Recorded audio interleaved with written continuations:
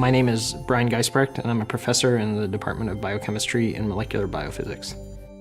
The fundamental problem addressed in my research group is host-pathogen interactions. In particular, what we're interested in are the proteins that are made by pathogenic organisms and how these proteins counteract the defenses inside our bodies. In my group, we emphasize structural biology as our main approach. Structural biology, at a fundamental level, deals with understanding how macromolecules perform the various tasks that they do inside a living system based upon the unique three-dimensional properties of the molecule.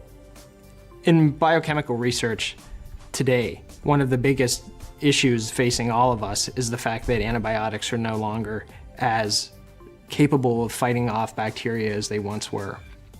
What we're trying to do in my lab is not to identify new antibiotics per se, but actually understand how our body is providing its own defense against those organisms.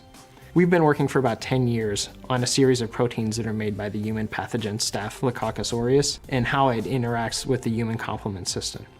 If we understand how the body is dealing with the pathogen and what the pathogen is doing to fight back against our body, we may be able to better design therapies in the future. One of the things that's most important to me as a faculty member is providing useful real-world training for my students.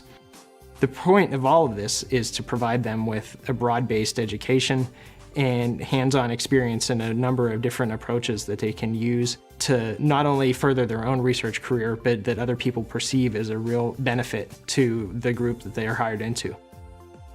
Studying pathogens may actually lead to improvements for non-infectious disease. That's pretty surprising to most people. What would be fantastic is if we are able to take the discoveries that we make in the lab on the basics of host pathogen interactions and capitalize upon that information to developing new anti-inflammatory medicines. That's what I feel very passionate about.